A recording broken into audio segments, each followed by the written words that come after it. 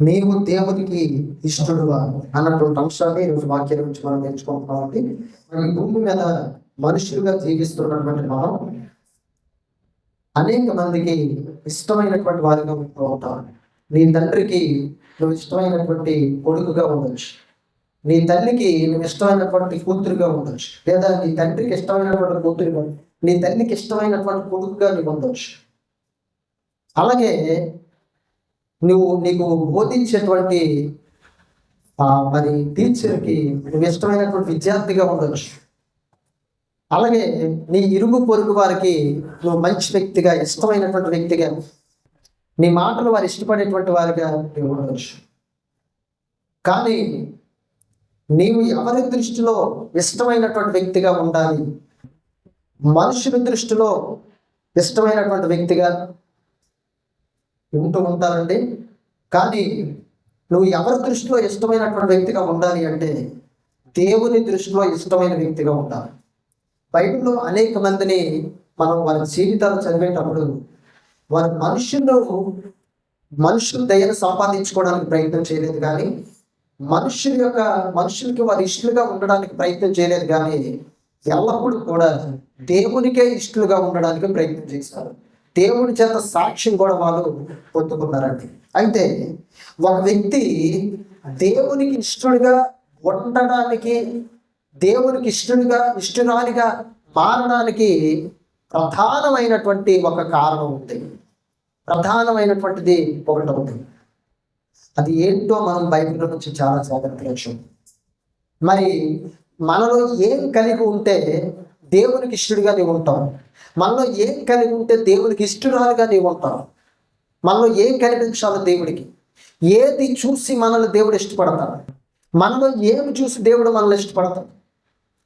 మరి చాలామంది అనుకోవచ్చు, మరి నా దగ్గర ఉన్నటువంటి గుణాన్ని చూసి ఒకవేళ దేవుడు ఇష్టపడతాడేమో అనుకోవచ్చు, నా ప్రార్థనను చూసి దేవుడు ఇష్టపడతాడేమో అనుకోవచ్చు, లేకపోతే నా భక్తిని చూసి దేవుడు నన్ను ఇష్టపడతాడేమో అనుకోవచ్చు, లేకపోతే ఇంకా చాలామంది ఇదిగో మరి నా యొక్క జీవితాన్ని చూసి దేవుడు నన్ను ఇష్టపడతాడేమో అనుకోవచ్చు.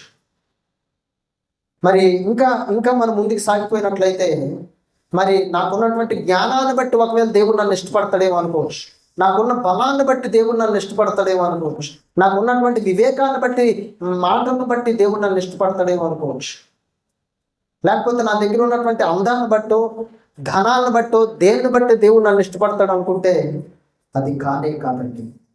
దేవుడు మొట్టమొదటిగా నీలో ఒక క్వాలిటీ చూస్తాడు. దేవుడు మొట్టమొదటిగా నీలో ఒక అంశాన్ని ఆయన పరిశీలన చేస్తాడు. ఆ అంశం ప్రధానమైనది దేవునికి. భక్తి, ప్రార్థన ఇవన్నీ కూడా దాని తరువాత, కానీ మొట్టమొదటిగా ఆ యొక్క అంశం నీలో కనిపించాలి దేవుడికి. నువ్వు పురుషుడివైనా స్త్రీవైనా ఆ అంశం నీలో కనిపిస్తేనే దేవుడు నిన్ను ఇష్టపడతాడు. లేకపోతే దేవుడి కోసం నువ్వు ఏం చెయ్యి, దేవుడి కోసం ఏం చెయ్యి, దేవుడు నిన్ను ఇష్టపడతాడు. దేవుడి కోసం ఎంత భక్తి అయినా చెయ్యి, కానీ ఇప్పుడు చెప్పబోతున్న అంశం నీలో లేకపోతే, దేవుడి కోసం నువ్వు ఎంతైనా ప్రార్థన చేయి, కానీ ఇప్పుడు చెప్పబడుతున్న అంశం నీలో లేకపోతే, దేవుని కోసం ఎంతైనా సువార్త ప్రకటించు, ఇప్పుడు చెప్పబోతున్నటువంటి అంశం నీలో కనిపించకపోతే దేవుడికి నువ్వు ఇష్టరాలుగా ఉండలేవు. చూద్దాం ఒకసారి హెబ్రీయులకు రాసిన పత్రిక, ఆ విషయం ఏంటో చూద్దాం. హెబ్రీయులకు రాసిన పత్రిక 11వ అధ్యాయం 6వ వచనం, విశ్వాసము లేకుండా దేవునికి ఇష్టడై ఉండుట అసాధ్యము అని చెప్పాడు. చూడండి ఎంత క్లియర్గా దేవుడు రాయించాడు. నీలో భక్తి లేకుండా ఉండటం అనేటువంటిది రెండో విషయం, ప్రార్థన లేకుండా ఉండటం అనేటువంటిది మూడో విషయం. కానీ మొదటిగా నీలో దేవుడికి కనిపించవలసినటువంటి విషయం ఏంటంటే విశ్వాసం లేకుండా దేవునికి ఇష్టడై ఉండటం అట అసాధ్యం అని చెప్పాడండి. సాధ్యం కాదట, అసలు సాధ్యం కాదట. దేవునికి ఇష్టరాలుగా ఉండాలంటే మొదటిగా నీలో దేవుడికి కనిపించవలసినటువంటి లక్షణం, మొదటగా దేవుడికి నీలో కనిపించవలసినటువంటి అంశం ఏంటంటే విశ్వాసం నీలో కావాలి. విశ్వాసం నీలో ఉంటే దేవుడు నిన్ను ఇష్టపడతాడండి. నువ్వు దేవుడికి ఇష్టడుగా ఉండాలి అంటే నీలో కావలసినటువంటిది మొదటగా దేవుడికి నీలో కావాల్సింది విశ్వాసం. అయితే విశ్వాసం అయితే ఇందులో 2 రకాల విశ్వాసాలు ఉన్నాయండి. ఏ రకమైనటువంటి విశ్వాసాన్ని కలిగి ఉంటే దేవుడు నిన్ను ఇష్టపడతాడు? మొదటి విశ్వాసం జనరల్గా అందరికీ కూడా కలిగి ఉన్నటువంటి విశ్వాసం ఏంటంటే, దేవుని దగ్గరికి వెళితే నా కోరికలు తీరుతాయి. ఇది విశ్వాసం. ఇది అన్యజనుల్లో కూడా ఉంటుంది. పలానా దగ్గరికి వెళ్తే నా కోరికలు తీరుతాయి, పలానా దగ్గరికి వెళ్తే ఏదో జరుగుతుంది. క్రైస్తవులు కూడా ఉంటాయి. దేవుని దగ్గరికి నేను వెళ్తే ప్రార్థన చేయించుకుంటే ఏదో జరుగుతుందని, స్వస్థత వస్తుందని, లేకపోతే ఇంకేదో కలుగుతుంది. ఇది విశ్వాసం. ఇది ఒక రకమైన విశ్వాసం. జనరల్గా 100కి 95% మంది ఇదిగో ఇలాంటి విశ్వాసాన్ని కలిగి ఉంటూ ఉంటారు. మొదటి రకమైనటువంటి విశ్వాసం కలిగి ఉంటారు. ఇది కూడా ఒక నమ్మకం, విశ్వాసం. కానీ దేవుడు చెప్పినటువంటి విశ్వాసం చూస్తే ఆ విశ్వాసాన్ని ఎవరైతే కలిగి ఉంటారో వాళ్ళు దేవునికి నిజమైనటువంటి విశ్వాసం, నిజంగా దేవుని మీద విశ్వాసం కలిగినటువంటి వారు, నిజంగా విశ్వాసం కలిగి విశ్వాస జీవితాన్ని కలిగినటువంటి జీవిస్తున్నటువంటి క్రైస్తవులుగా, పిల్లలుగా దేవుడు ఎంచుకుంటూ ఉంటాడండి.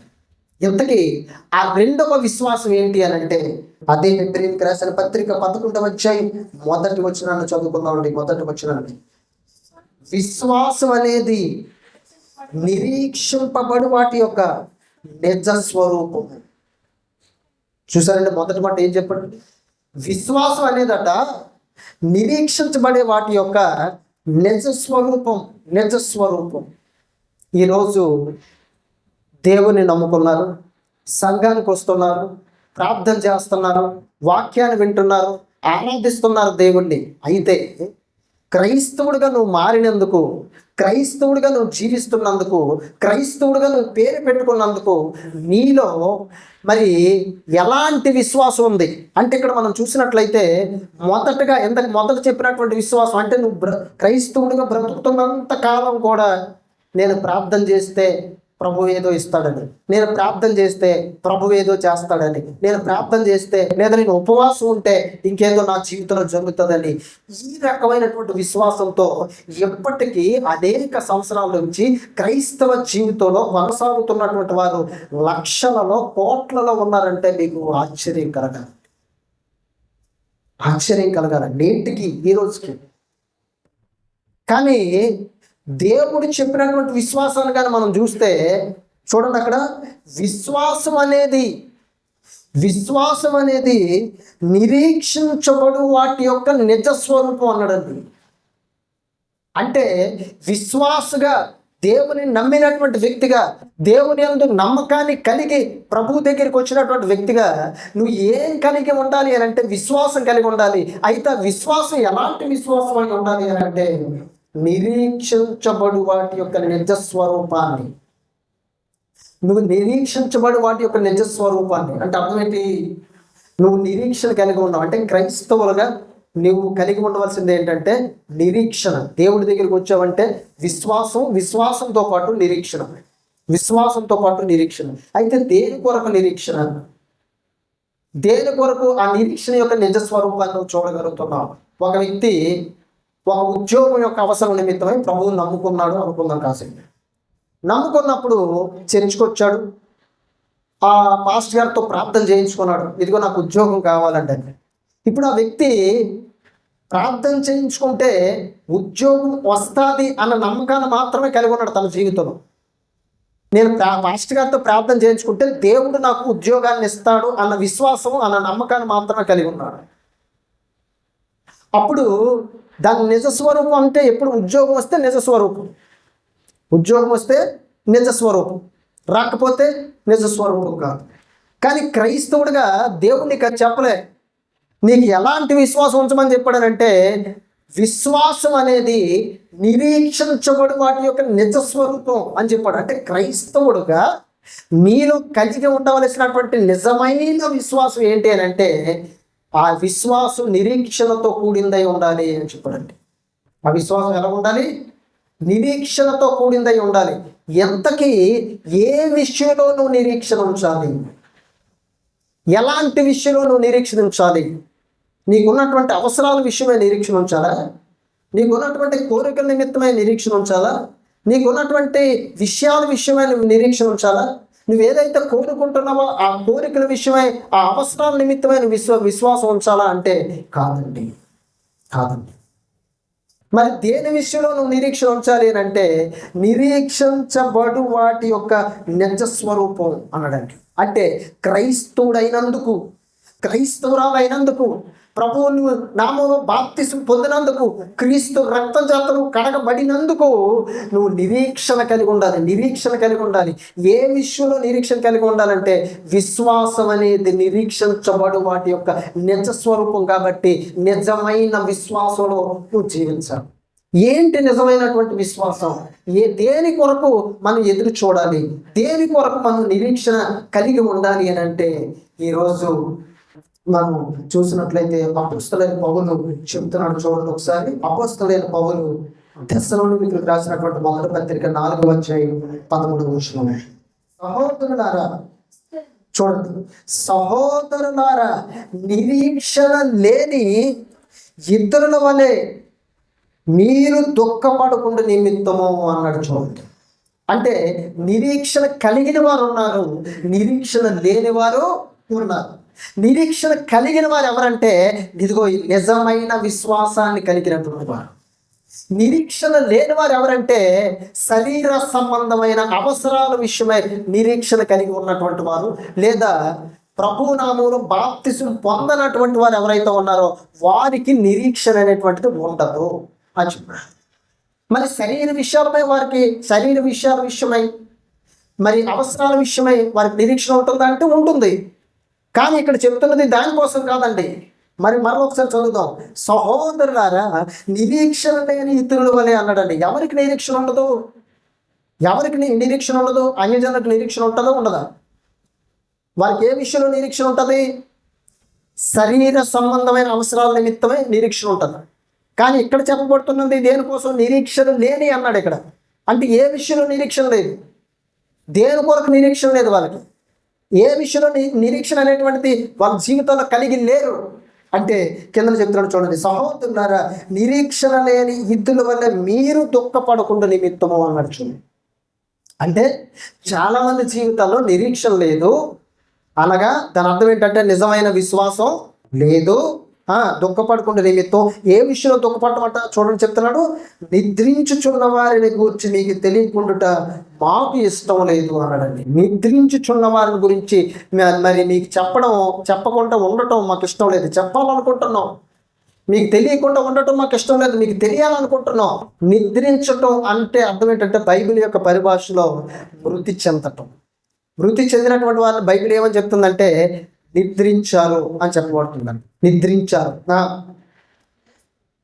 మాకు ఇష్టం లేదు. 14 వచ్చు. యేసు మృతి పొంది తిరిగి లేచినని మనము నమ్మిన ఎడల, చూడండి, యేసుక్రీస్తు మృతి పొంది తిరిగి లేచాడు అని నువ్వు నమ్మితే, యేసుక్రీస్తు మృతి పొంది అనగా చనిపోయి తిరిగి లేచాడు అని ఒకవేళ నువ్వు నమ్మితే, అదే ప్రకారము యేసునందు నిద్రించిన వారిని దేవుడు ఆయనతో కూడా వెంట పెట్టుకొనవచ్చును. చూడండి, ఇది నిరీక్షణ అంటే. నిరీక్షణ అంటే అర్థం ఏంటంటే ఇక్కడ 2 విషయాలు చెప్తున్నాడు అండి. ఒకటి, నిరీక్షణ లేని ఇతరులు వాళ్ళు ఏం చేస్తారంటే దుఃఖపడుతున్నారు, వారికి నిరీక్షణ లేదు. ఇక్కడ నిరీక్షణ దేనికోసం అంటే ఒక రాబోతున్న విషయం గురించి చెప్తున్నాడండి, కలగబోయే విషయం గురించి చెప్తున్నాడు. అందుకే హెబ్రీయులకు రాసినటువంటి పత్రిక 11వ అధ్యాయం ఏం చెప్పారంటే విశ్వాసం అనేది నిరీక్షించబడు వాటి యొక్క నిజ స్వరూపం.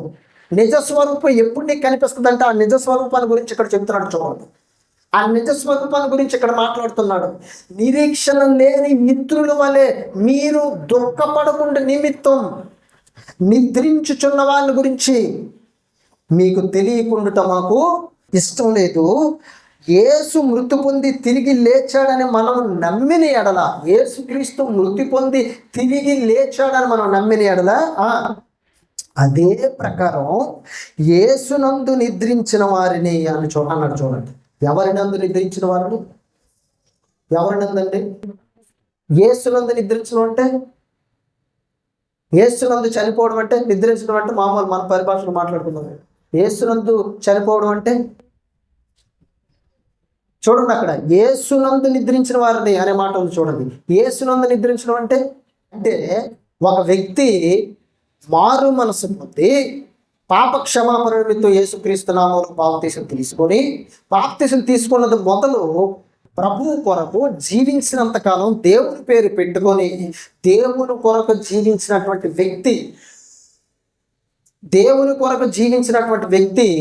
ప్రభువునందు ఒకవేళ చనిపోయినప్పుడు అతను ఎందరో నిద్రించినట్టు ప్రభువునందు నిద్రించినట్టు. కానీ దేవుని దగ్గర బాప్తిజం తీసుకొని మారు మనసు పొంది దేవుని కొరకు జీవించకుండా నువ్వు ఉన్నట్లయితే వారి గురించి దేవుడు ఏమని చెప్పడం తెలుసా? జీవించుచున్న వాళ్ళ పేరు నీకు ఉందగాని నీవు మృతుడివి అని చెప్తున్నాడు. అంటే దేవుడి దృష్టిలో ముందే చచ్చిపోయినట్టు నువ్వు. కానీ ఇక్కడేమని చెప్తున్నాడు అంటే ప్రభువునందు నిద్రించిన వారిని, అంటే ఎవరైతే నిజమైన విశ్వాసాన్ని కలిగి నిజమైన నిరీక్షణ కలిగి దేవుని కొరకు బ్రతికి ఎవరైతే చచ్చిపోతారో వాళ్ళు ప్రభువునందు నిద్రిస్తారట. నిద్రించిన వారిని దేవుడు ఆయనతో కూడా వెంట పెట్టుకొని వచ్చును. అంటే ఇక్కడ రెండు విషయాలు మీరు అర్థం చేసుకోవాలండి. నిజమైన విశ్వాసాన్ని కలిగి ఉన్నటువంటి వారు, ఒకటవది ప్రభువు నీ కొరకు నీ పాపముల నిమిత్తమే చనిపోయి తిరిగి లేచాడని ఏం చేయాలి? నీవు నమ్మాలి. అది నిజమైన విశ్వాసం. రెండవది ఏంటనంటే ప్రభువు మరలా తిరిగి రాబోతున్నాడు అని నువ్వేం చేయాలి? విశ్వాసం కలిగి ఉండాలి, నమ్మాలి, నిరీక్షణ కలిగి ఉండాలి. ప్రభువు మరలా తిరిగి రాబోతున్నాడు అనేటువంటి నిరీక్షణ నీలో ఉండాలి. విశ్వాసం అనేది నిరీక్షించబడు వాటి యొక్క నిజ స్వరూపం అన్నాడండి. అంటే అర్థం ఏంటి? ప్రభువు రెండవసారి మరలా తిరిగి రాబోతున్నాడు అనేది నువ్వు నిరీక్షణ కలిగి ఎదురు చూడాలి, నిరీక్షించాలి. ఇదిగో ప్రభువు రాబోతున్నాడు అనే దానికి నిరీక్షణ నువ్వు కలిగి ఉండాలి, నిరీక్షణ ఉండాలి. ప్రభువు తిరిగి రాబోతున్నాడు అనే దాన్ని నిరీక్షణ కలిగి ఉండాలి. మరి ఎలాగైతే ప్రభువు చనిపోయి తిరిగి లేచాడో అక్కడ చెప్తున్నాడు చూడండి. మూడో విషయం, అదే ప్రకారం యేసునందు నిద్రించిన వారిని దేవుడు ఆయనతో కూడా వెంట పెట్టుకుని వస్తాడు. ఎక్కడి నుంచి వెంట పెట్టుకుని వస్తాడు? వెంట పెట్టుకుని వస్తాడు? రెండవ రకంలో ప్రభువునందు నిద్రించినటువంటి వారిని ఎక్కడి నుంచి చెప్పాలి? ఎక్కడి నుంచి వెంట పెట్టుకుని వస్తాడు దేవుడు? పరలోకం నుంచా? పాతాళం నుంచా? పరదేశం నుంచా? ఎక్కడి నుంచి వెంట పెట్టుకుని వస్తాడు? ఒక వ్యక్తి ప్రభువు కొరకు నీతిగా జీవించి చనిపోయినట్లయితే పరదేశంలోనికి వెళ్ళిపోతాడు. ప్రభువు వస్తున్నప్పుడు ఏం జరుగుతుందో తెలుసండి? ఎవరైతే ప్రభువునందు నీతిగా జీవించి మరి చనిపోయి నీతిమంతులు ఉండే స్థలానికి అనగా పరదేశంలోకి వెళ్ళిపోయారో, ప్రభువు వస్తున్నప్పుడు వీరు కూడా ఆ యొక్క పరదేశంలో నుండి బయటికి తీసుకొని రాబడతారు. అంటే ప్రభు వారిని వెంట పెట్టుకొని వస్తాడు. అయితే క్రైస్తవుడిగా నీ జీవితంలో కలిగి ఉండవలసినటువంటి నిజమైన విశ్వాసం ఈజ్ ఈక్వల్ టు నిరీక్షణ. అంటే అర్థం ఏంటంటే, ఎలాగైతే ప్రభువు నా కొరకు చనిపోయాడో ఇదిగో నేను నమ్ముతున్నాను, అదే ప్రకారం ప్రభువు రాబోతున్నాడు. ప్రభువు చనిపోయి తిరిగి లేచాడు గనక అదే ప్రకారం ప్రభువునందు నిద్రించిన వారిని దేవుడు ఆయనతో కూడా వెంట పెట్టుకొని వచ్చును. అంటే ప్రభువు ఒక దినాన్ని రాబోతున్నాడు అన్న నిరీక్షణ ఒక క్రైస్తవుడిగా నీలో కలిగి జీవించాలి. ఆ నిరీక్షణతో నువ్వు బ్రతకాలి, ఆ నిరీక్షణ కలిగి నువ్వు జీవించాలి. అంతేగాని దేవుణ్ణి నమ్ముకున్నాం కదా, ఏదో ప్రార్థన చేసేసుకున్నాం, వాక్యం ఎన్నో కానుక వేసాం, ప్రార్థన చేయించుకొని వెళ్ళిపోతామని నిరీక్షణ లేని ఇతరుల వలె నువ్వు జీవించకూడదు. నిరీక్షణ కలిగి జీవించాలి. అనగా ప్రభువు రాకడ కొరకు ఎదురు చూడాలి, ప్రభువు రాకడ కొరకు కనిపెట్టాలి. అదే నీలో నిజమైనటువంటి విశ్వాసం. ఆ విశ్వాసం ఒకానొక దినాన్ని దానికి నిజ స్వరూపం నీకు తెలుస్తుంది. నిరీక్షించబడి వాటి యొక్క విశ్వాసం అనగా నిరీక్షించబడి వాటి యొక్క నిజ స్వరూపం ఎప్పుడు కనబడుతుంది నీకు? ప్రభు వస్తున్నప్పుడు అదిగో నిజ స్వరూపం కనబడుతుంది.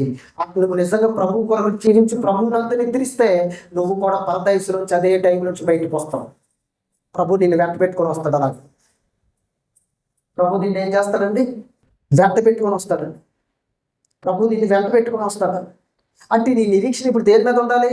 ప్రభు రాకడ మీద, దేవుని కొరకు నువ్వు బ్రతకాలి, ప్రభు నందు నిద్రించాలనే దాని మీద.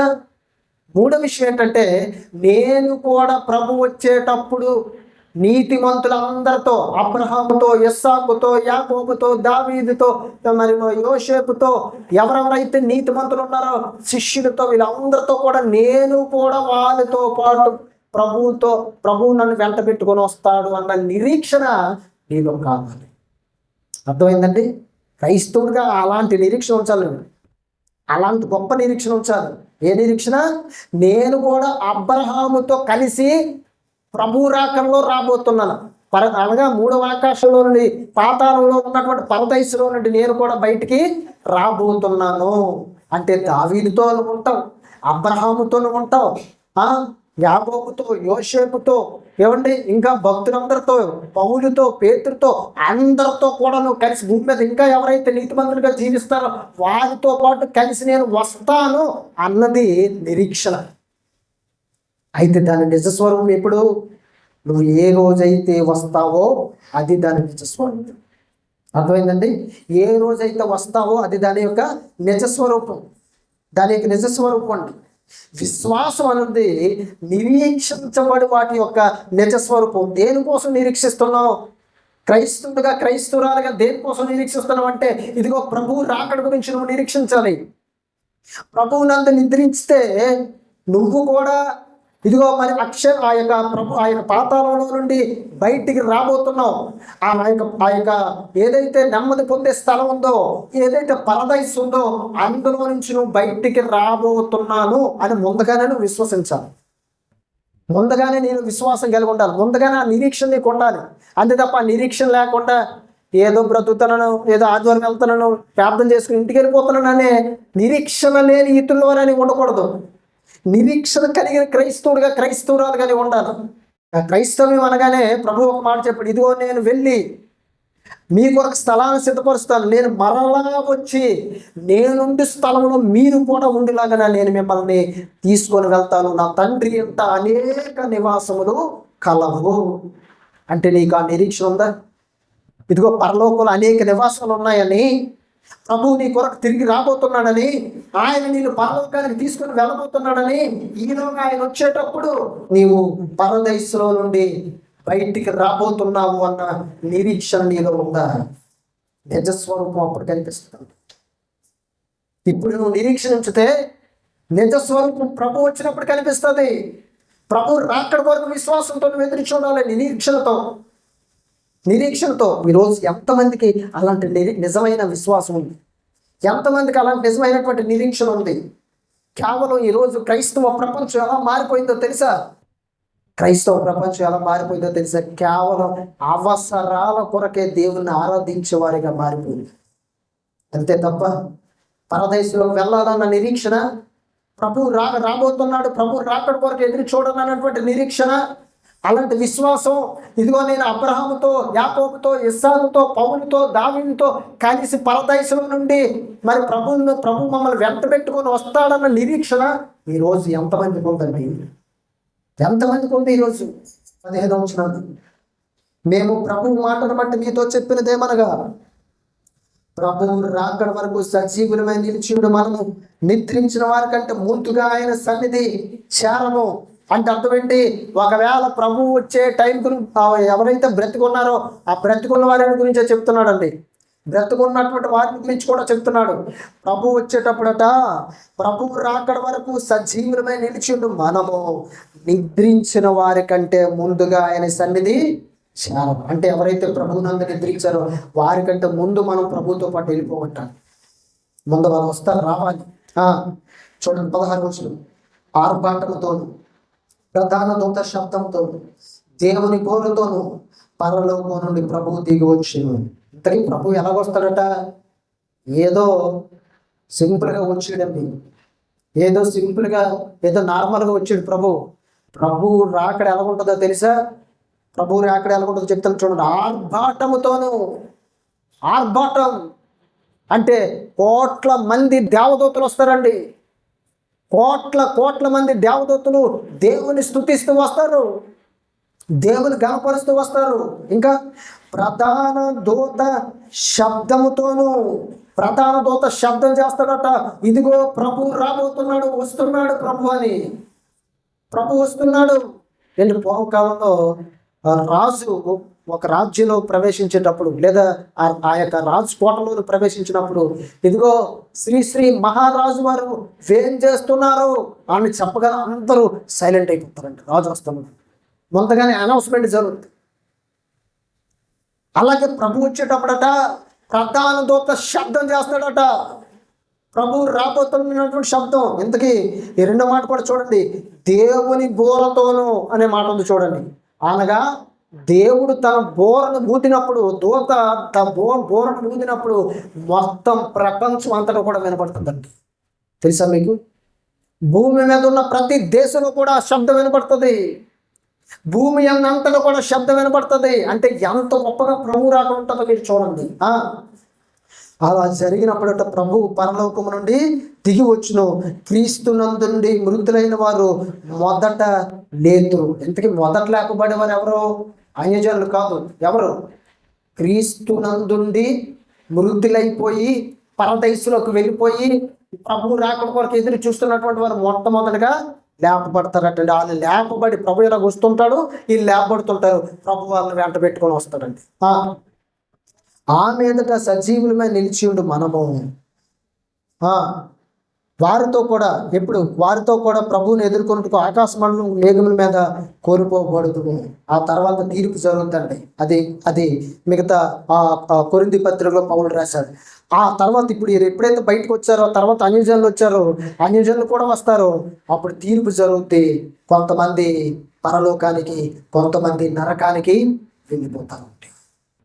అక్కడ పరలోకానికి వెళ్ళిపోయే వారి గురించి పౌలు ఇక్కడ రాశాడు. ఏమని రాశాడు చూడండి, వారితో కూడా ఏకముగా ప్రభువుని ఎదుర్కొన్నట్టుగా ఆకాశ మండలం మేఘముల మీద కొనుకోబడదుము, కాగా మనం సదాకాలము ప్రభువుతో కూడా ఉందుము. కాబట్టి మీరు ఈ మాటల చేత ఒకరినొకడు ఆదరించుకుంది. అంటే క్రైస్తవుడిగా మీరు కలిగి ఉన్న నిరీక్షణ ఏంటో తెలుసా? కలిగి ఉండవలసిన నిరీక్షణ ఏంటో తెలుసా? ప్రభు రాబోతున్నాడు, ప్రభు రాకడ కొరకు నేను ఎదురు చూడాలి. ఇది నిరీక్షణ.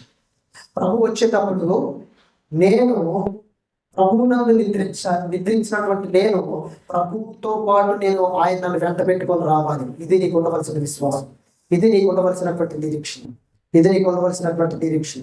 కాబట్టి ఇంకో విషయం ఏంటంటే, సదాకాలం ప్రభువుతో కూడా నేను ఉంటాను. ఇది నీకు ఉండవలసినటువంటి విశ్వాసం, ఇది నీకు ఉండవలసినటువంటి నిరీక్షణ. అందుకే దేవుడు ఏమంటారు తెలుసా? విశ్వాసం అనేది నిరీక్షించబడి వాటి నిజ స్వరూపం. అంటే దేని మీద నీ విశ్వాసం? ప్రభు రాకడ మీద, నువ్వు మరలా తిరిగి పరదేశం నుండి బయటికి వచ్చినటువంటి ఆ విధానం ఏదైతే ఉందో దాని మీద, తిరిగి లేపబట్టం మీద, ప్రభు నిన్ను వెంట పెట్టుకొని వచ్చే విధానం మీద, ప్రభుతో పాటు సదాకాలము నువ్వు ఉండే విధానం మీద నువ్వు నిరీక్షణ కలిగి ఉండాలి, నిరీక్షణ కలిగి ఉండాలి.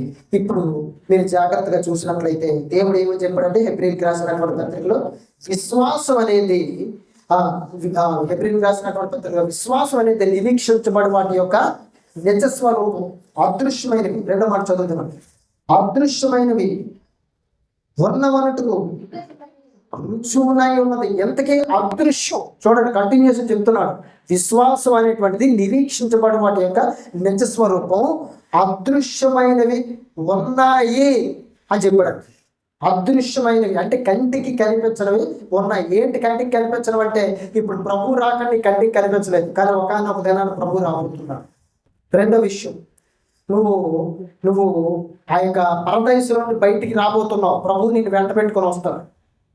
ఇది నీ కంటికి కనిపించలేదు, అదృశ్యం. ఆ తర్వాత దేవుడు అక్షయమైనటువంటి క్రొత్త శరీరాన్ని నీకు ఇస్తాడు. అక్షయమైనటువంటి శరీరం అంటే మృతుల్లో నుండి ఎప్పుడైతే బయటకు వస్తావో అప్పుడు అక్షయమైనటువంటి శరీరం నీకు ఇవ్వబడుతుంది. ఇది నువ్వు ఉంచవలసినటువంటి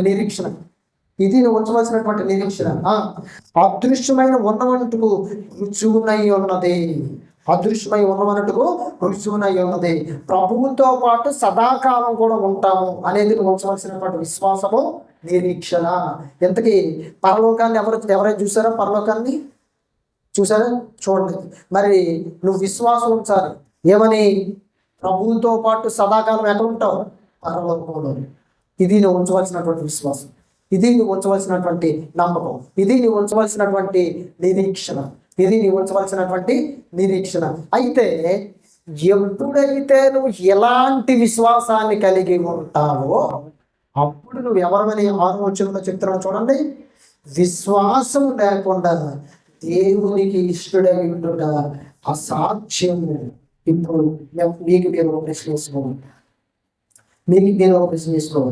ఎప్పటి వరకు ఎలాంటి విశ్వాసాన్ని కలిగి ఉన్నాను అని మీకు మీరు ఒక ప్రశ్న వేసుకోండి. ఎలాంటి విశ్వాసం కలిగి ఉంటే మీరు దేవునికి ఎవరు? మీకు మీరు ఒక ప్రశ్న వేసుకోండి. నేను ఎలాంటి విశ్వాసాన్ని కలిగి ఉన్నాను? ఇప్పుడు మీకు అర్థమైపోయి ఉన్నది ఆటోమేటిక్. ఏమర్థమైంది? ఏ విశ్వాసాన్ని కలిగి ఉన్నారు? దేవునికి ఇష్టలుగా ఉన్న విశ్వాసాన్ని కలిగి ఉన్నారా? దేవునికి ఇష్టలుగా లేని విశ్వాసాన్ని కలిగి ఉన్నారు? ఈ విశ్వాసాన్ని ఒకసారి అప్లై చేసుకోండి. మనకి ఎలా ఎలా ఎలా ఉన్నాం మనం? దేవుడికి ఇష్టలుగా ఉన్నామా? మనకున్న విశ్వాసాన్ని బట్టి దేవునికి ఇష్టలుగా ఉన్నామా? మనకున్న విశ్వాసాన్ని బట్టి దేవునికి అయిష్టలుగా ఉన్నామా? ఎలా ఉన్నాము? ఇప్పుడు ఈ మాటలు బట్టి నిన్ను ప్రశ్న వేసుకుంటే నువ్వు దేవుడికి ఇష్టడు అని కనిపిస్తుందా, అయిష్టడు అని అనిపిస్తుంది? ఇదేమీ నువ్వు కలిగి రాకుండా, అంటే ప్రభువు రాకడ కొరకు ఎదురు చూసే నిరీక్షణ కానీ, ప్రభువు నందు నిద్రిస్తే ప్రభువు నిన్ను వెంట పెట్టుకొని వస్తాడన్న నిరీక్షణ, విశ్వాసం కానీ, ప్రభువుతో పాటు సదాకాలం నువ్వు ఉంటామన్న నిరీక్షణ, విశ్వాసం కానీ నువ్వు కలిగి లేకుండా కేవలం అన్యజనులు ఎలాంటి విశ్వాసాన్ని కలిగి ఉంటారో అలాంటి విశ్వాసమే నువ్వు క్రైస్తవ్యంలో కలిగి ఉంటే దేవునికి నువ్వు ఎవరివి? ఇష్టడువా? ఏంటి చెప్పాలి? ఎవరు దేవుడికి? ఎవరు లేవు? అయిష్టుడివి. అంటే ఇష్టం దేవుడిని. దేవుడు నువ్వంటే దేవునికి ఇష్టడు కాదు, ఇష్టరాలు కాదు. ఎందుకనంటే ఇదిగో పరలోకం మీద నీకు విశ్వాసం లేదు, నిరీక్షణ లేదు. అక్షయమైన శరీరం మీద నీకు నిరీక్షణ లేదు. ప్రభువు నిన్ను వెంట పెట్టుకొని వస్తాడన్న నిరీక్షణ, విశ్వాసం నీలో లేదు. ప్రభువుతో పాటు సదాకాలమును ఉంటామన్న నిరీక్షణ, విశ్వాసం నీలో లేదు. కనుక నువ్వు దేవుడికి ఇష్టము లేని వ్యక్తివి. చూసారండి? ఆలోచిస్తున్నారా? ఎలాంటి విశ్వాసం మనలో ఉంది? ఎలాంటి విశ్వాసంతో బ్రతుకుతున్నాం దేవుడి దగ్గర? ఎలాంటి నిరీక్షణ కలిగి ఉన్నాం దేవుడి దగ్గర? విశ్వాసం అనేది నిరీక్షించబడి వాటి యొక్క నిజస్వరూపం ఇక్కడ ఉంటే నువ్వు నిరీక్షించాలి. పరలోకం అనేది ఉందని, ప్రభువు రాబోతున్నాడని విశ్వాసం ఉంచాలి, నిరీక్షణ ఉంచాలి. నేను ఒకవేళ ప్రభువు నందుండి చనిపోతే ప్రభువు ఆయనతో పాటు నన్ను వెంట పెట్టుకొని వస్తాడన్నటువంటి నిరీక్షణ, విశ్వాసం నీలో కావాలి. ప్రభువు వచ్చేటప్పుడు అక్షయమైన శరీరాన్ని ఇచ్చి ఇదిగో ప్రభువుతో పాటు సదాకాలం కూడా నేను ఉంటానన్న నిరీక్షణ, విశ్వాసం నీలో కావాలి. ఇది ఉంటే నువ్వు నిజంగా విశ్వాసం ఉంచినట్టు దేవుడి దగ్గర. నువ్వు దేవుని దగ్గర నిజమైనటువంటి విశ్వాసం కలిగినటువంటి వ్యక్తివి. లేదా ఎల్లప్పుడూ కొబ్బరి నూనె మీద ఆధారపడి దాని మీద విశ్వాసం ఉంచు. ఎల్లప్పుడూ ఉపవాసాల మీద ఆధారపడు, దాని మీద విశ్వాసం ఉంచు. ఎల్లప్పుడూ నీ అవసరాల మీద ఆధారపడు, దాని మీద కేవలం దాని కొరకే ప్రార్థన చేస్తూ ఆ విధంగా జీవించినట్లయితే నువ్వు దేవునికి ఇష్టడివి ఎంత మాత్రము కాదండి. దేవునికి ఇష్టరాలవి ఎంత మాత్రం కాదు. ఏ రోజైతే నీ విశ్వాసం పరలోకం మీద వెళ్తుందో, ఏ రోజైతే నీ విశ్వాసం అక్షయమైన శరీరం మీద వెళ్తుందో, ఏ రోజైతే నీ విశ్వాసం ప్రభువుతో పాటు ప్రభువు నన్ను కూడా వెంట పెట్టుకొని వస్తాడన్న నిరీక్షణ నీకు ఉంటుందో, ఏ రోజైతే నీ విశ్వాసం ప్రభువుతో పాటు సదాకాలము నేను ఉంటానన్న విశ్వాసం నేను ఉంటుందో, నువ్వు అప్పుడే నిజమైన విశ్వాసం కలిగి ఉన్న వ్యక్తివి. ప్రభువుతో పాటు నువ్వు సదాకాలం ఉంటావు. కాబట్టి ఇక్కడ మనం చూసినట్లయితే 6వ వచనంలో ఏం చెప్తాడు చూడండి. హెబ్రీయులకు రాసిన పత్రిక 11వ అధ్యాయం 6వ వచనంలో విశ్వాసం లేకుండా దేవునికి ఇష్టడై ఉండుట అసాధ్యం. దేవుడికి నీకు ఇష్టరాలుగా ఉండాలంటే ఇదిగోండి ఇప్పుడు నేను చెప్పిన విధంగా నీలో విశ్వాసం ఉండాలి. కేవలం ఏదో అవసరాల నిమిత్తమైన విశ్వాసం ఉంచితే నువ్వు దేవునికి ఇష్టరాలవి కాదండి. నీ అవసరాల మీద విశ్వాసం ఉంచకూడదు. నీ అవసరాలను బట్టి ఏమైనా ప్రార్థన చేయాలో తెలుసా? తండ్రి నీ చిత్తమైతే ఇది నా జీవితంలో నెరవేర్చు, నీ చిత్తమైతే దీన్ని నాకు అనుగ్రహించిన, నీ చిత్తమైతే ఈ విషయంలో నాకు సహాయం చేయ ప్రభు. అది కానీ అదే దీని మీద నువ్వు విశ్వాసించు. అదే విశ్వాసం అనుకోకూడదు, అవసరమైన విశ్వాసం అనుకోకూడదు, అవసరం పట్టే విశ్వాసం, నమ్మకం కలిగి ఉండకూడదు. నీలో నమ్మకం రాకూడదు. అది కాదండి, క్రైస్తవుడుగా నువ్వు మారినందుకు, బాప్తిస్మం తీసుకున్నందుకు, రక్షణను పొందుకున్నందుకు, మారు మనసును పొందినందుకు పరలోకం మీద నీ విశ్వాసం ఉండాలి, అక్షయమైన శరీరం మీద నీ విశ్వాసం ఉండాలి, మరి ప్రభు రాకడ మీద నీ విశ్వాసం ఉండాలి, ప్రభుతో పాటు సదాకాలం ఉండవలసినటువంటి వాడిగా, ఉండవలసిన దానిగా నీ నిరీక్షణ ఉండాలండి. అదృష్టమైనది ఉన్నదంటూ శుభు అని చెప్పాడండి. ఎంతకీ దేవునికి ఇష్టడిగా ఎవరైనా ఉన్నారా బైబిల్లో? చూద్దాం సరే. అదే హెబ్రీయులకు రాసిన పత్రిక 11వ అధ్యాయం 5వ వచనాన్ని చదువుకుందాం. హెబ్రీయులు విశ్వాసమును బట్టి హానోకు మరణము చూడకుండానట్లు కొనుపోబడిను. అతడు కొనుపోబడక మునుపు దేవునికి ఇష్టడే ఉండెనని సాక్ష్యం పొందెను. ఎవరి హానోకు సాక్ష్యం పొందుకున్నాడో తెలుసా? ఎవరితో సాక్ష్యం పొందుకున్నాడో తెలుసా? దేవునికి ఇష్టడని సాక్ష్యం పొందుకున్నాడండి హానోకు. హానోకు ఎవరికి ఇష్టడని సాక్ష్యం పొందుకున్నాడు? మనుషునిగా కాదండి. మనుషునికి ఇష్టడైన సాక్ష్యం పొందుకోలేదు, దేవునికి ఇష్టడైన సాక్ష్యం పొందుకున్నాడు. దేవునికి చూడండి అక్కడ చెబుతున్నాడు, ఆ విశ్వాసం ద్వారా మాట్లాడుచున్నాడు. ఐదవ వచనం, విశ్వాసమును బట్టి హానోకు మరణము చూడకుండానట్లు కొనుపోబడిను. అంటే హానోకు ఎలాంటి విశ్వాసం ఉంచాడని మీరు అనుకుంటున్నారు? ఏ విధమైన విశ్వాసం ఉంచాడని మీరు అనుకుంటున్నారు? దేవుడేదో చేస్తాడని, దేవుడేదో చేయగలడని మంచిదే, తర్వాతది. కానీ మొట్టమొదటిగా నీలో ఉంచవలసినటువంటి విశ్వాసం ఏంటో తెలుసా? నమ్మకం ఏంటో తెలుసా? పరలోకం ఉందని హానోకు విశ్వాసం ఉంచాడండి. పరలోకం ఉందని, నిత్య జీవం ఉందని హానోకు విశ్వాసం ఉంచాడండి. అక్షయమైన శరీరం ఉందని హానోకు విశ్వాసం ఉంచాడండి. పరదైస్సు ఉందని హానోకు విశ్వాసం ఉంచాడండి. ప్రభువుతో పాటు ఒక దినాన్ని మరి పరలోకంలోకి వెళ్ళిపోతానన్న విశ్వాసం హానోకు ఉంచాడు. అందుకే అక్కడ చెప్తున్నాడు చూడండి, విశ్వాసమును బట్టి హానోకు మరణము చూడకుంటున్నట్లు కొనుపోబడెను. అతడు కొనుపోబడక మునుపు దేవునికి ఇష్టడై ఉండనని సాక్ష్యం పొందాడటండి. దేవునికి ఇష్టడు. ఎందుకు, ఏ విధంగా ఇష్టడుగా మారిపోయాడు? అతని విశ్వాసం దేని మీద ఉంది? పరలోకం మీద, అక్షయమైన శరీరం మీద, నిత్య జీవం మీద విశ్వాసం ఉంది కనుక దేవుడు అతన్ని ఎలా చూశాడు? ఇష్టడు. హానోకు నాకు ఇష్టడు, హానోకు నా ఇష్టడు అని చెప్పాడండి. దేవుడు దావీదు కోసం కూడా ఎలాంటి మాటలు చెప్పాడు? దావీదు భూమి మీద ఉన్నప్పుడు, దేవుని చింతాన్ని భూమి మీద జరిగించినప్పుడు, దేవుని కొరకు బ్రతికే వ్యక్తిగా దావీదు ఉన్నప్పుడు, దావీదు కోసం దేవుడు ఏం చెప్పాడు తెలుసా? దావీదు నాకు ఇష్టానుసారమైనటువంటి మనిషి, దావీదు నా ఇష్టానుసారుడు, దావీదు నా హృదయానుసారుడు, నాకు ఇష్టం దావీదు అంటే దేవుడు చెప్పుకున్నాడండి. ఎందుకు? దావీదు జ్ఞానం ఉందని దేవునికి ఇష్టడయ్యాడా? దావీదుకు బలం ఉందని దేవునికి ఇష్టడయ్యాడా?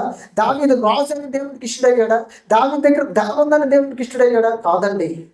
దావీదుని ఎందుకు దేవుడు ఇష్టపడ్డాడో తెలుసా? దావీదు పరలోకం మీద విశ్వాసం ఉంచాడండి, అక్షయమైన శరీరం మీద విశ్వాసం ఉంచాడండి, మరి నిత్య జీవం మీద విశ్వాసం ఉంచాడండి, ప్రభుతో పాటు ఒకనొక దినాన్ని పరలోకం చేరుతానన్న విశ్వాసం ఉంచాడండి, ప్రభు రాకడ కొరకు విశ్వాసం ఉంచాడండి. అందుకని దావీదు ఇష్టడే ఉన్నాడు. అందుకే దావీదు దేవునికి ఇష్టమైనటువంటి వ్యక్తి, దేవునికి ఇష్టడిగా జీవించాడు. ఈ భూమి మీద విశ్వాసం కలిగి దావీదు దేవునికి ఇష్టడిగా జీవించాడండి. ఈ భూమి మీద హానోకు విశ్వాసం కలిగి దేవునికి ఇష్టడిగా జీవించాడండి. ఈ రోజు దేవునికి ఇష్టడిగా నువ్వు విశ్వాసం కలిగి ఈ భూమి మీద జీవిస్తేనే నువ్వు దేవునికి ఇష్టరాలుగా ఉంటావన్న సంగతి నువ్వు గమనించుకోవాలి, అర్థం చేసుకోవాలి. దేవుడికి నువ్వు ఇష్టడిగా ఉండాలంటే ఈ భూమి మీద దేవునికి ఇష్టడిగా నువ్వు బ్రతకాలి. ఆయన ఇష్టాన్ని భూమి మీద నువ్వు జరిగించాలి, ఆయన చింతాన్ని భూమి మీద నువ్వు జరిగించాలి, ఆయన చింతాన్ని భూమి మీద జరిగించాలండి. యేసుక్రీస్తు కూడా శరీరాన్ని ధరించుకొని 2000 సంవత్సరాల క్రితం ఈ భూమి మీదకి వచ్చినప్పుడు యోహాను దగ్గరికి బాప్తిసం తీసుకోవడం వెళ్ళాడండి. అప్పుడు ఏమని తండ్రి దేవుడు మాట్లాడుతున్నాడో ఒకసారి చూద్దామండి. మత్తయి రాసిన సువార్త 3వ అధ్యాయం 16-17 వచనాలు. యేసు బాప్తిసం పొందిన వెంటనే నీళ్ళలో నుండి ఒడ్డుకు వచ్చాను. ఇదిగో ఆకాశము తెరవబడిన దేవుని ఆత్మ పావురం వలె పావురం వలె దిగి తన మీదకు వచ్చుట చూచెను. మరియు ఇదిగో, ఈయనే నా ప్రియ కుమారుడు, ఈయన యందు నేను ఆనందించుచున్నానని ఒక శబ్దం ఆకాశం నుండి వచ్చెను. యేసుక్రీస్తు యోహాను దగ్గరికి బాప్తీసం తీసుకోవడానికి వెళ్ళినప్పుడు, యోహాను చేత బాప్తీసం తీసుకొని నీళ్ళలో చోటు పోస్తున్నప్పుడు, ఇదిగో అక్కడ ఏం జరిగిందంటే, ఈయన నా ప్రియ కుమారుడు, ఈయన యందు నేను ఆనందించుచున్నాను. యేసుక్రీస్తుని తండ్రి అయిన దేవునికి ఇష్టడిగా ఉన్నాడండి. యేసుక్రీస్తు దావీదు దేవునికి ఇష్టడిగా ఉన్నాడండి. హానోకు దేవునికి ఇష్టడిగా ఉన్నాడండి. పౌలు దేవునికి ఇష్టడిగా ఉన్నాడండి. శిష్యులు దేవునికి ఇష్టడిగా ఉన్నారండి. అపోస్తలులు దేవునికి ఇష్టడిగా ఉన్నారండి. ఈ భూమి మీద దేవునికి ఇష్టడిగా నువ్వు జీవించాలి. జీవిస్తేనే నీకు పరలోకం. ఈ భూమి మీద దేవునికి ఇష్టడిగా జీవించకపోతే, ఇష్టడుగా జీవించకపోతే నీకు పరలోకం ఉండదండి. ఈ భూమి మీద కేవలం అవసరాల నిమిత్తమైన విశ్వాసం ఉంటే నీ నిరీక్షణ విశ్వాసం సరి అయింది కాదు. నీ విశ్వాసం ఉంచవలసిందే నిరీక్షించబడి వాటి యొక్క పరలోకం మీద, అక్షయమైన శరీరం మీద, ప్రభువుతో సదాకాలం ఉండడం కోసం. అలాగే ప్రభు రాకడ కొరకు నువ్వు నిరీక్షణ విశ్వాసం కలిగి జీవించాలి. నిరీక్షణ విశ్వాసం కలిగి జీవించాలి. అప్పుడే దేవునికి ఇష్టడు నువ్వు, అప్పుడే ఆయన చిత్తాన్ని నెరవేర్చే వ్యక్తి నువ్వు, అప్పుడే ఆయన కొరకు బ్రతికే వ్యక్తి నువ్వు, అప్పుడే ఆయన కొరకు జీవించే వ్యక్తి నువ్వు. అలాంటి నిరీక్షణ విశ్వాసం కలిగి జీవించాలి. హానోకట మరణం చూడక మునుపట భూమి మీద ఉన్నప్పుడట దేవునికి ఇష్టడని సాక్షి పొందుకున్నాడండి. దావీదు సాక్ష్యం పొందుకున్నాడండి. యేసుక్రీస్తు సాక్ష్యం పొందుకున్నాడండి. ఈరోజు అలాంటి విశ్వాసం నువ్వు కలిగి ఉంటే నువ్వు కూడా దేవునికి ఇష్టడివి. నువ్వు కూడా పరలోకానికి వెళ్తావు. నువ్వు కూడా నిత్య జీవాన్ని పొందుకుంటావు. నువ్వు కూడా ప్రభుతో పాటు సదా కాలం కూడా ప్రభుతో పాటు యుగాలు ప్రభుతో పాటు పరలోకంలో జీవిస్తావు అండి. సదాకాలం ప్రభుతో పాటు నువ్వు జీవిస్తావు. ఈ భూమి మీద నువ్వు ఇష్టడిగా దేవుని కోసం బ్రతకకపోతే, ఈ భూమి మీద ఇష్టరాలుగా దేవుని కోసం నువ్వు జీవించకపోతే, ఈ భూమి మీద ఇష్టరాలుగా ఆయన కోసం నువ్వు వండకపోతే పరలోకం ఉండదండి. పరలోకం ఉండదు. కాబట్టి ఈ భూమి మీద నువ్వు ఉన్నప్పుడే ఆయన కొరకు నువ్వు బ్రతికి ప్రభువు నందు నిద్రించే వ్యక్తి కలిగి ఉండాలి. దేవుని కొరకు నువ్వు జీవించి ఆయన చిత్తాన్ని నువ్వు నెరవేర్చి ఆయన కొరకు నువ్వు బ్రతికి ప్రభువుకి ఇష్టడిగా ఇష్టరాలుగా ఈ భూమి మీద నువ్వు చనిపోవాలి. అప్పుడేనండి నువ్వు దేవుడికి ఇష్టడిగా జీవించావు కనుక మరి హానోకుని ఇష్టపడినట్లు, దావీదుని ఇష్టపడినట్లు, యేసుక్రీస్తుని ఇష్టపడినట్లు నువ్వు కూడా దేవుడు నిన్ను కూడా ఇష్టపడతాడు. నువ్వు కూడా దేవుడికి ఇష్టడుగా ఉంటావు.